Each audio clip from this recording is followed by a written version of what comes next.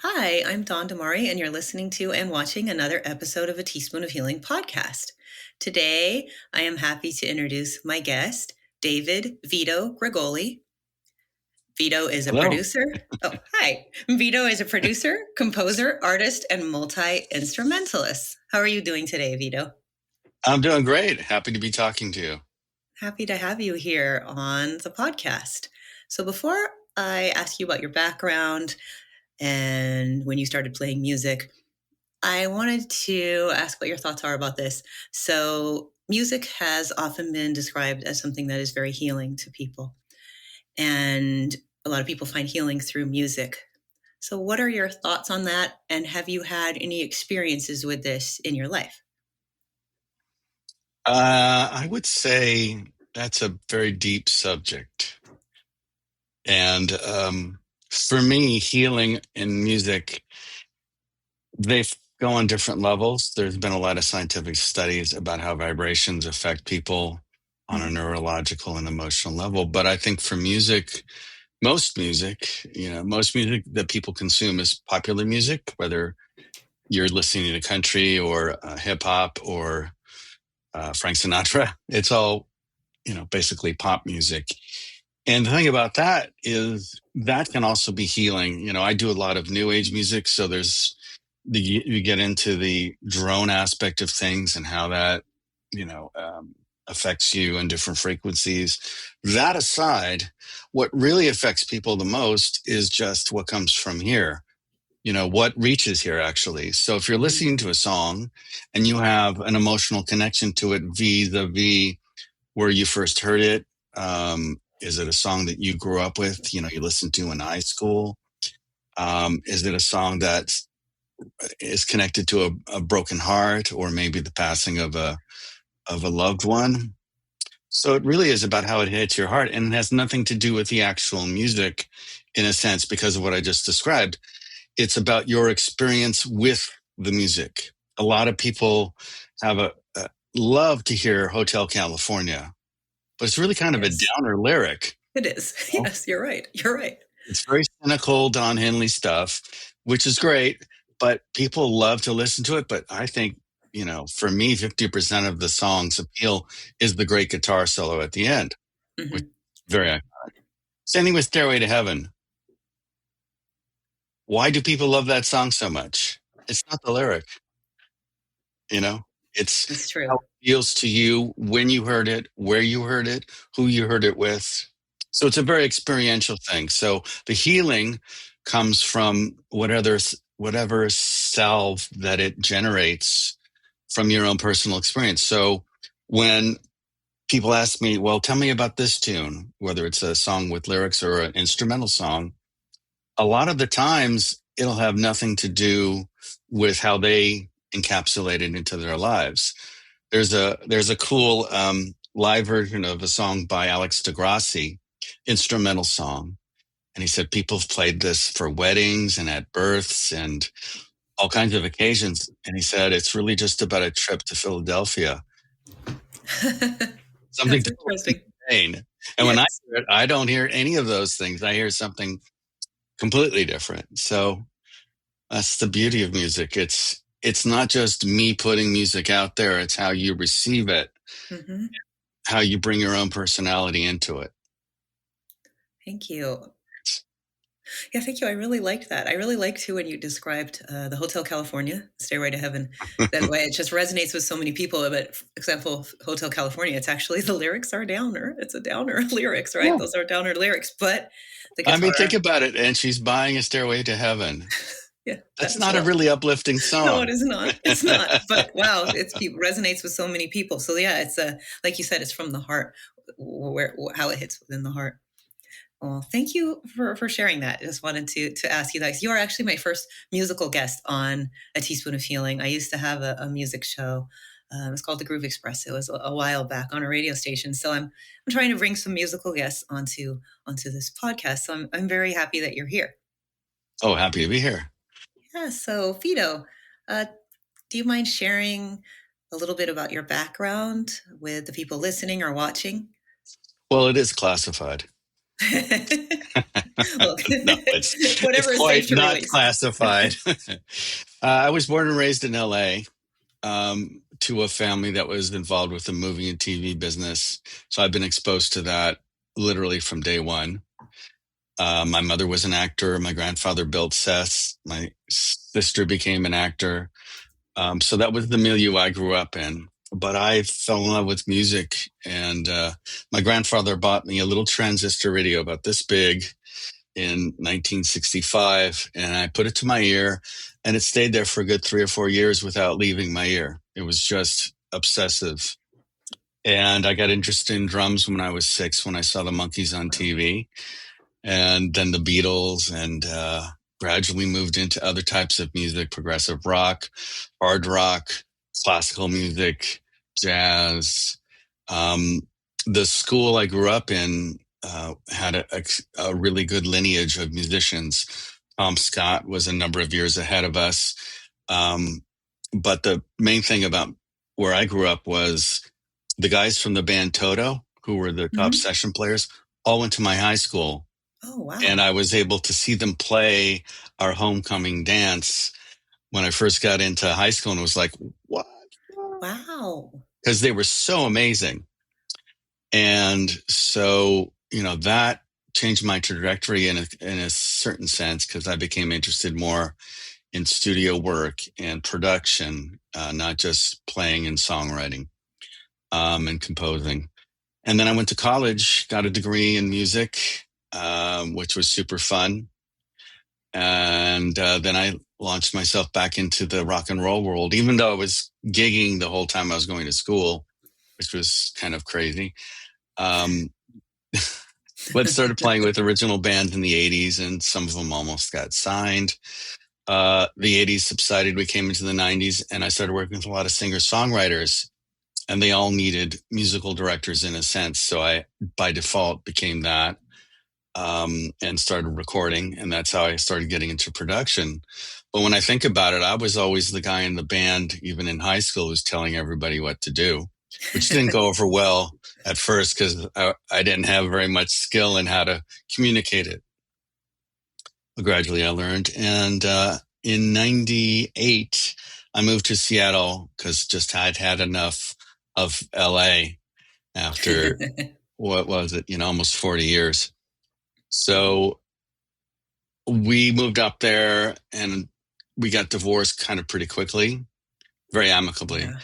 Um, and I realized that I had not established enough connections up there to make a living. And it was a very close knit community, and they didn't Mhm. like annoying people from LA coming up and stealing Fair. their gigs, understandably. So I moved back here, and I decided, I'm going to do everything different because one of the reasons I left was I was just burnt out on gigs and trying to make a living and and the whole sticky music thing, for want of a Mhm. better word. And so I decided I'm going to start making albums that I want to make, writing stuff that I want to make. So I started a record label just solely Oh. to get stuff out there. This is before Spotify, before Pandora, Mhm. before streaming existed. We were still in the CD world. Mhm. And basically, it was the Wild West out there. Nobody knew what was going to happen, and everybody was trying to readjust to the new gravity of this new world that was emerging in the music business. So I started the record label. First CD I recorded was an album of Tibetan chants by a female lama who I'd known Oh. from Seattle. So it was the sacred text chanted very organically as it would have been done for thousands of years. And that was really fun. And then singer songwriters eventually released a couple of instrumental albums, one Latin guitar um, album, and then a new age ambient album, then a jazz album, kind of a world jazz fusion album. And all this time, I'm producing artists both in the world new age singer songwriter categories, a classical album. I mean, uh, just a lot of different things, and kind of gradually found my groove. And as things shifted, I shifted, learning to deal with the streaming world, which is a lot less lucrative than selling CDs was 20 years ago. Hmm. Yeah. So it's really been about shifting. I mean, from the very first gig I did up to now, there's been so many shifts in how you can monetize music. And right now we're Yes. at a point where we're being under monetized, Hmm. and we're being Hmm. threatened with AI. Hmm. So the question is, how do we monetize in the future with this new environment that we're in? So I believe, looking back, and I'm kind of been an amateur historian since I was a little kid, you can see patterns and you can see how did this come about. It was something we couldn't predict, didn't expect, and no one had a clue. Now, of course, there are people who did have a clue or are smarter than me, but on the general populace, that's how it was. Is this CD thing going to really fly? What's the streaming thing? I mean, Napster affected all of us. I forgot to mention Hmm. that, but everybody Oh, knows that yes. story, I guess. Yes. So, Oh, yes. what's coming next is something we can't see because we can't see around the corner. But as we Hmm. start to turn around the corner, you got to keep your eyes peeled because it's going to make itself evident. And the musicians, the composers, the music industry people who can jump on that will be the ones who, you know, gain the most out of it, both artistically and monetarily. So that Yes. brings us up to today. Actually, it brings us up to tomorrow. So there you go. Yes, for sure. That's a really good thing that's a really good point that you brought up there, the AI with music. I mean, it's affecting so many things, writing, art, and also music. It sounds scary, but like you said, people that can kind of jump on it and kind of can see around the corner, that's the ones that are going to excel and do better, and not to try not to be afraid.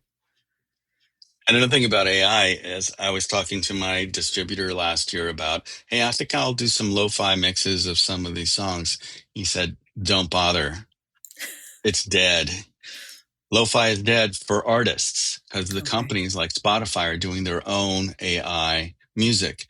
Hmm. And I took my partner out for her birthday a couple of weeks ago and we're at the restaurant. They were playing lo-fi beats and I could tell they were AI. Wow. So it's like Okay. that's one less avenue of Oh no. income for creators. You see, that's the thing. But I still feel that it's kind of going off topic, but I still feel that a lot of the music consumers like me, we want to hear music that's created by people. It comes like you said at the beginning. It comes from the heart, and that's what's missing in AI. Sure, I mean, I guess you could say it has a heart, but it's not. It's not because they It's not a machines don't human have heart. hearts. No, exactly. So the people out there, we still want to hear music now from people. Now, who knows? The youngest generations, the ones that are maybe under 10 years old, when they grow up, who knows what they're going to want, right? But Well, I think people yeah, always resonate to something that comes from the heart. And when I talk yes. to the artists I'm working with, and something that I learned along the way is that what people can connect to is real honest heart. Whether Hmm. you're, somebody flamboyant like David Bowie or somebody intimate like James Taylor, Hmm. um, it's what connects to people. And so if you don't have that as an artist, you might as well be AI. Yes, There's a lot that's of true. criticism towards popular music right now because it seems fairly antiseptic. Hmm. And, the kids growing up now are getting that antiseptic thing. But you find when you talk to them about other music, hey, have you heard this artist or that artist that they actually resonate with because they don't know what they're missing because they've never had Hmm. it. Absolutely. So Absolutely. And even the young kids. It's interesting you bring that up because my son he's 16, and yes, to fulfill his art requirement at school, he's going to take a class online with the community college of the history of rock and roll. So, and he's really into hip hop. He's really into hip hop right now, but he's going to be finally like learning the history of rock and roll. And I'm actually really excited that he's learning that. So he's going to connect with some of these heart-based music. Not that hip hop, a lot of it can come from the heart too, but rock and roll, which is I almost thought that he was always saying was passe in a way, and I said it is not. But it was just funny when he said it. But and of course, hip the hop thing can come about from the hip heart. hop, the thing about hip hop is, and a lot of people don't agree with me on this, but I believe hip hop should be in the spoken word category Hmm. Oh because it's yeah, I about the see that. words. It's not about, I Yes, mean, the groove is nice, but it has yes. nothing to do really with the main message, which is what they're rapping about. Hmm. Yeah, I Yeah. like that. It's interesting. I went So, to the Grammy Academy last week to see some spoken word artists, mhm. and a lot of them had music behind them. And it was like, oh, this is really cool. This is like the beat poets Yeah. in the late 50s, early 60s, like Allen Ginsberg. So Yes. anyway, so Yes. that's the lineage really of rap. Yes, And it the more is. they connect, the more sophisticated rap will get. And, who knows where it will Absolutely. end up. Anyway, that Absolutely. was Yes, a and there's definitely a lot of heart tangent. and soul in that. Yeah, for sure. Now, when you mentioned, you had mentioned before that you kind of got into also doing New Age music, and I was reading your bio. So said that you were introduced to transcendental meditation at 13, and some meditation and practices and yoga. So yeah, when maybe talk a little bit about how you were introduced to some of these spiritual practices and how it affected your music. Yeah, it's interesting. My mother's best friend was a TM teacher. And when I was 13, she kind of introduced us to the whole process. And we all got involved with it for a little while. And I was really the only one of the three of us, my sister and my mother and I, who maintained it because I realized that it really connected with me. And I realized much later, after many years of studying Hinduism and Buddhism and other things, um, that all the music that I really loved as a young kid was stuff that connected to here, Hmm. but it was also connected to here. Hmm. Whatever you determine the divine to be, I'm pretty much an atheist, but there is something that we connect with. It's Right. undeniable. And when I look back at the stuff that I resonated with over the years, it's the stuff that makes you feel connected to that. And that's the kind of things I started to want to create myself, whether it's in the pop genre or in the new age genre. It's the things that elevate the spirit. I love And that that. makes me feel good. So hopefully it makes other people feel good when they hear it. I love that. I love that. Now, why don't we play one of your? So I usually say songs, but it probably is pieces. But I'll probably use either term because you're also a songwriter. So On the Road to Wyndham yes.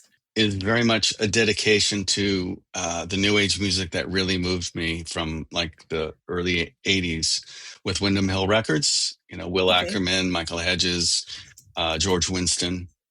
So when Jim Kimo West and I, who's a marvelous slack key guitar player, say that three times fast, who also plays with Weird Al Yankovic, um, Oh and I wow. decided to do an album. I thought it'd be really fun to do kind of a homage to the whole Windham Hill catalog. So we picked elements like I play fretless bass, I have 12 strings and mandolins and all kinds of things on it to kind of, not just tip our hat, but just trying to continue that legacy of really beautiful music that really I find very moving.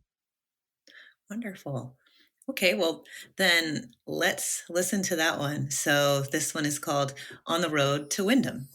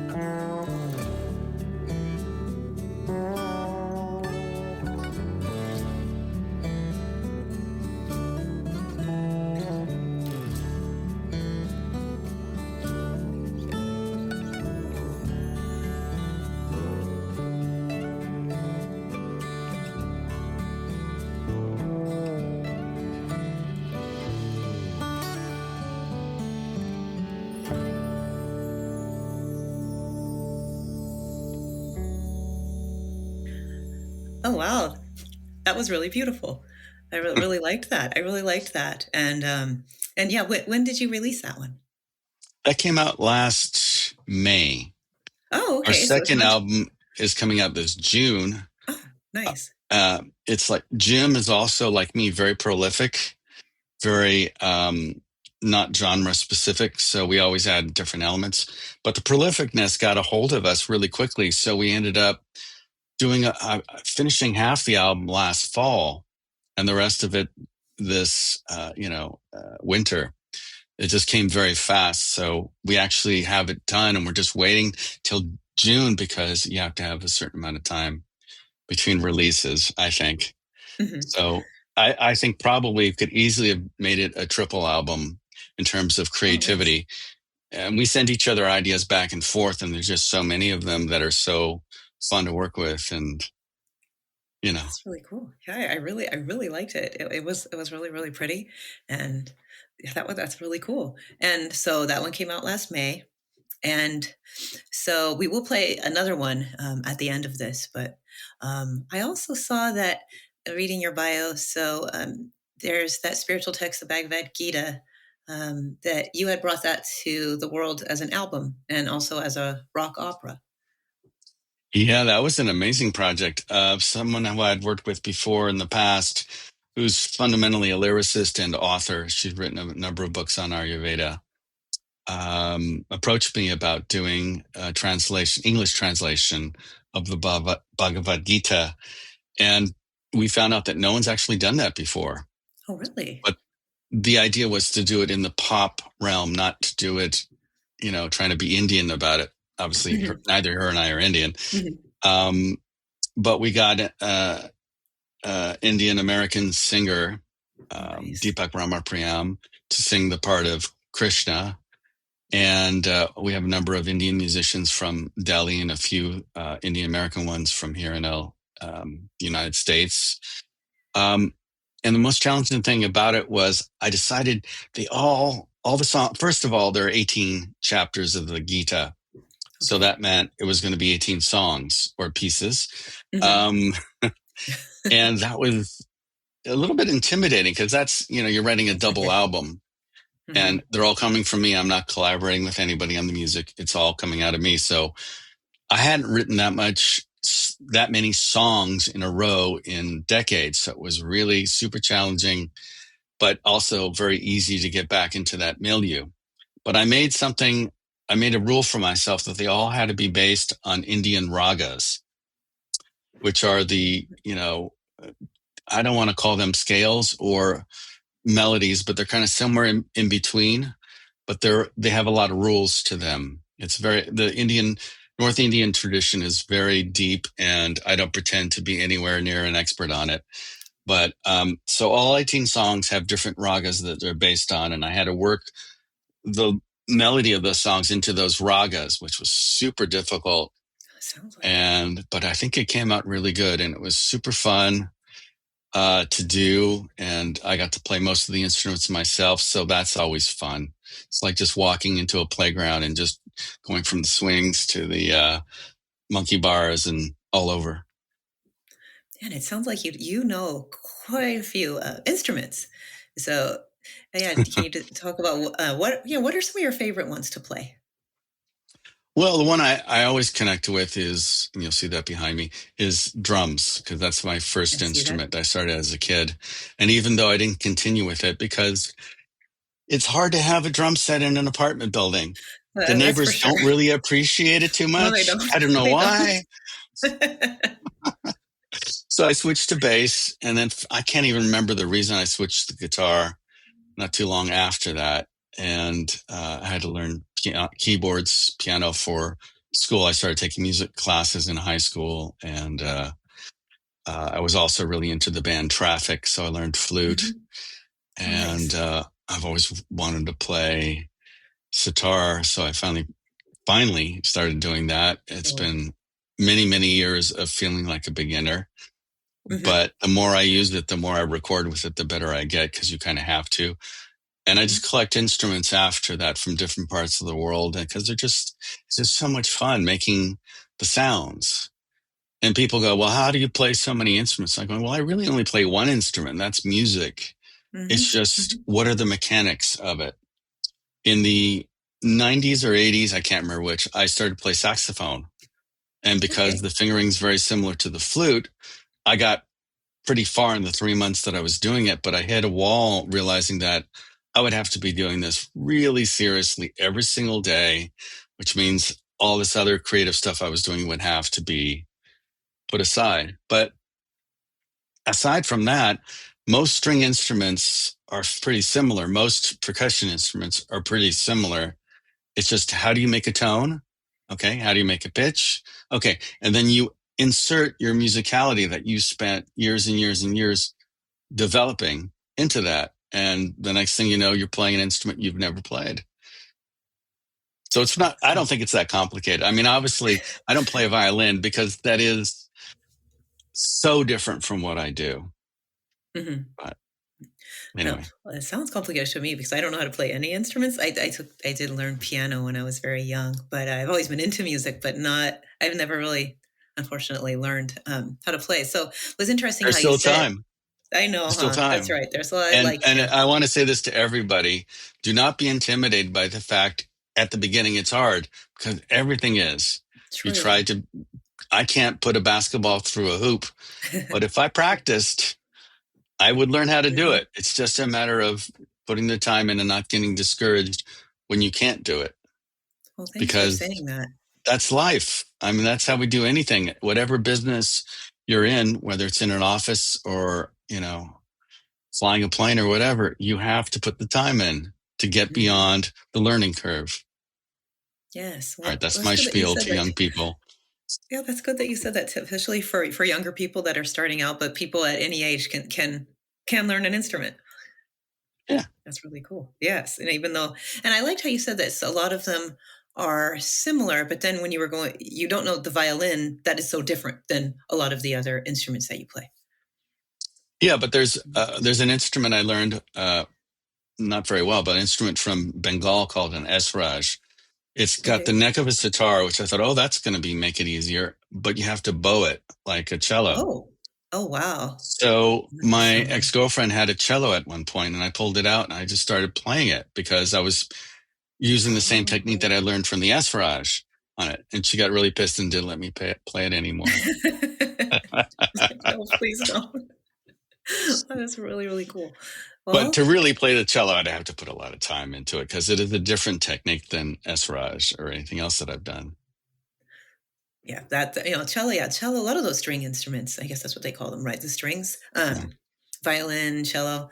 Yeah, those ones seem like they'd be really hard. And I know learning violin, they always make a joke when you're learning how to do it. I forgot what it says. There was some like it sounds like a dying animal or something when you're first learning the It's violin. it's like someone's torturing a cat, is what they Yes, usually yeah, say. okay, that's what it was. Yes, and yeah, we had a neighbor nearby that their child was learning violin, and that's what it sounded like. I said, "What's going on over there?" And that's what it was. It's hilarious, but I would wish ah, that on nobody, but it's worth it. Once you get through that period, then you're making music. that's true. That's true. I really liked that what you had said too about for young people. Yeah, what advice would you give to young people who are starting out in music, whether it's in rock and roll, hip hop, or even in new age music? I'd say, why are you doing it? Hmm. I don't mean that in a negative way. I mean, but you have to establish what your motivation is. You know, do Hmm. you want to just make music because you can't help but make music? Great. It doesn't have to be your profession. I wouldn't recommend it, especially these days. Yeah, But on the other hand, it's easier than ever to get your music out there through all these streaming services. So true. if you have something that you want to say musically, whether anybody else needs to hear it is irrelevant. Do you need to express yourself? And these days, it's harder and harder for people to express themselves in so many ways. So I think it's really good for people who have any musical ambitions. Don't cut corners and get this program that will write chord changes for you. Okay. Learn about it and Mhm. you'll find better ways to express yourself when you can do it yourself. I just think it's great. And, when people talk to me, like, my friend's young son, he's young, he's 19 now. But I've known him since he was like 10. Uh, he learned guitar and now he's learning production, and, he's starting to figure out what he wants to do with his life. And at first he started becoming a music major at Santa Monica College. And then I heard he just switched his major to business. I went, Mhm. good idea. Your chances of getting a secure life and then spending your free time making music. I have a Mhm. number of colleagues especially in the new age world, who have spent their life making money, and then they decided, I'm going to retire early and become a full-time musician. And they've done very well for themselves. They live a nice life. They're not, scratching for pennies like most Mm. musicians are. Yeah. It's a tough world out there. So if and right now you have the ability, not to go on and on, but you have the It's ability okay. now to be a touring performing musician, or like myself, just be someone who creates music and puts it out into the world. Because a lot of the music I make isn't really repeatable. We did, Jim Kimo West and I, he had another album coming out with somebody else, and we hijacked that gig to play a few songs of ours. And it's not the same. The performance is not the same. You're not like the Eagles going out and playing, Take It Easy the same way you heard it on the radio, because of the nature of a lot of this music, whether it's electronic or acoustic. A lot of it is not really repeatable. You can do a kind of a facsimile of it, but it's not going to be what you heard on the record. So I find, for me, it's not something I'm interested in doing, although I love performing, you know. Yes. Yes, that's really cool, and I appreciate that advice being put out to people, even though, yeah, it's a little bit, reality too, for sure. But and like what we had discussed earlier, where it's going with AI and stuff too, the future, yeah, it can be a little bit murky, as far as Yeah. somebody wanting to become a musician. But I still appreciate that. Now, before we play one last piece of yours, so this, you said you have a another album coming out in June. Let's talk about that a little bit before we play Okay, one of the album those. coming out in June was with Jim Kimo West, the guitar player. I have an Okay. album coming out in July Oh, with okay. the percussionist, composer, multi-instrumentalist Jim Gelser. So Okay. last year, when Jim Gelser and I were releasing singles, I called it the Summer of Jims, because I was constantly releasing a song or an album with one of them. So we're continuing that summer theme. So June is Jim Kimo West, July is Jim Gelser. Jim Gelser and I have been releasing singles at least once a month since last year. So the final two singles are coming out. The first one, Hope, is coming out on Friday, the 25th. A month later, the last song on the album, Healing, is coming out. That's a new age ambient neoclassical album. So I think everybody will kind of enjoy hearing it, I hope. Oh, yes, that sounds wonderful. So as you said, so there's one in June and then also one in July. So we'll be looking out for those for sure. Yes. That's really cool. Okay, well, I wanted to thank you for coming on the podcast. It's been really nice having you as a guest. I've really enjoyed this. And yeah, really appreciated all your advice to young musicians. So I wanted to end this by playing the song Hope, as song or piece, as we call it. I usually still call them songs. So by playing the song Hope, and before I play it, would you mind talking about it a little bit? When Jim Gelser and I decided to make this album, we wanted it to be very healing. So we called it Quiet Expanse. And it's meant to be a series of albums, very much like the Liquid Minds series that Chuck Wild does, which we've admired over the last, I think he's been doing it for about 20, 30 years right now. So we wanted to be the very healing music. So each of the pieces is named after a quality that we admire or aspire to: authenticity, compassion, resilience, and hope is the one we're going to hear. And the one following them a month later will be called Healing. And then the album Quiet Expanse is coming out in July. Nice. So this one is called Hope. And so you said this one is recorded. This one is by you, Vito Gregoli, and then it's one of the Jims, correct? Jim Gelser, yeah. Okay. Okay. Yeah. So again, thank you very much for coming on the show. I'll say this now, and we will end with the song "Hope." So again, thank you, Vito, for coming on the show. I've really, really enjoyed this, and Me too. I wish you the best. And I'm gonna check out all your music. I follow your YouTube as well, so people can Oh, check that great. out. I'll put the links in my show notes, so then people can then keep up with all what you're doing, which is a lot. So yeah. So thank you again, and so we're gonna end with this.